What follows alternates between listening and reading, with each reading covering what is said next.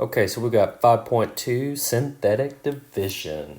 So start off synthetic division. I'm going to take us back to grade school. We're going to do 52 divided by 3. Anybody remember how to do this? Well, since you're not here, you can't answer that question, can you? Now, if you don't remember how to write this, then here's how we do it. We put this little housey thing right here. Remember that when we were in grade school? Put a 52 inside and a 3 outside. Now, let's think about this. Got to think way on back. All right, how do we do it? We take 3. See, how many times will it go into 5? It goes into 5 one time. I do 3 times 1. I put the 1 up here and I put the 3 down here. Now, what do I do at this point? I draw the line, change the sign, right? Draw a line, change the sign. Now, this becomes a -3. 5 minus 3 gets me 2. And I look and I say, how many times will 3 go into 2? It doesn't. So what do? I bring the 2 down here. And I've got a 2 right there. Now, how many times will 3 go into 22?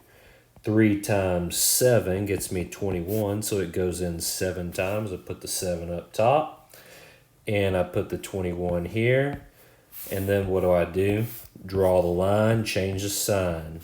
Okay, subtract here. I have a 1 left over, so the remainder is 1. So some of you guys, you might have done like R1, maybe, remainder 1. But technically, it's not R1. Technically, it's 1/3. Remainder 1, okay? There's 1/3 left over, technically. So what's going on here? What's going on? Well, I've got 52, which is the dividend, equal to what? 17, which is the quotient. When we divided, we got a quotient, multiplied by 3, which is the divisor. This is what I use to divide, plus 1, the remainder. So these are all the players in our little game here. Okay? That is long division for numbers. Now let's do long division for expressions.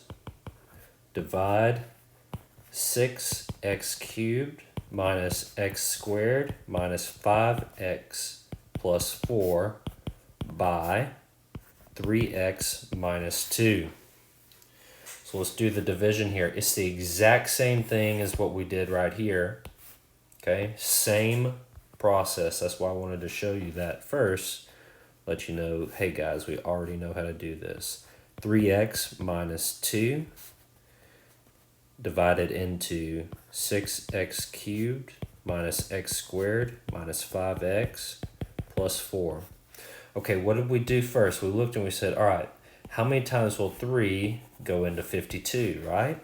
So what about 3x into 6x squared? What do I need to multiply to get to 6x squared? If I multiply by 2x squared, if I multiply 3x minus 2 by 2x squared, what do I get? I get 6x cubed minus 4x squared. Okay, 6x cubed minus 4x squared. Now, same thing, I multiplied by 1, and I put the 1 up here at the top. I'm going to do the same thing here. I multiplied by 2x squared, so I'm going to put 2x squared up here. So let's write it out. So I have 6x cubed minus 4x squared, okay? So what did I do? I drew the line, I changed the sign. So I'm going to draw the line and change the sign. So this becomes negative and this becomes positive. Change the sign. Don't forget to change all the signs, right? if I get 0 here, those cancel out, which they do. 6x cubed minus 6x cubed is 0. Then I did it right. If you don't get 0 here, you done messed up. So don't mess up. Do it right. All right. 4x squared minus x squared. That's going to give me 3x squared. And now the question is, what do I have to do to 3x to make it 3x squared? Well, I think I can just multiply that by x. And we got it. So that's 3x squared. Distribute the x in. Minus 2x.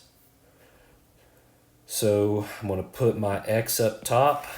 Don't forget to put everything up top here. I have some students, they work through this whole thing and they forget to put the answer up at the top. Don't do that. All right. So I've got what? 3x squared minus 2x. Okay, drop down the negative 5x here. Now what do? Draw the line, change the sign. Okay, draw a line, change the sign. I get 0 there, so that's what I want. And then negative 5x and plus 2x, that's 3x. Drop down the 4.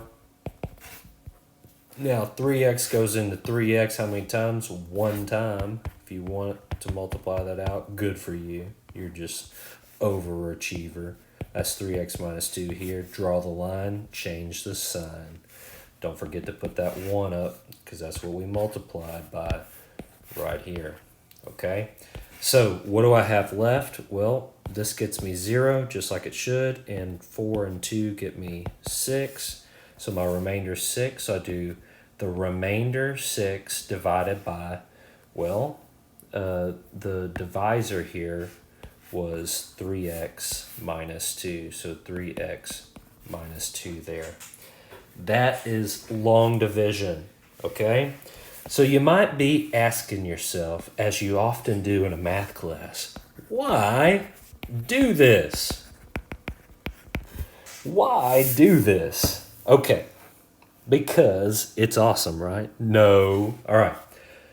Factors help us find zeros of polynomials.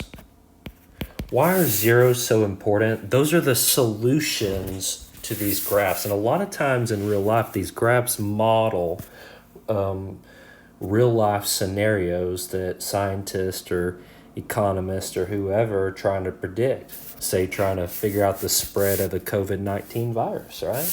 So, when we divide and there is no remainder,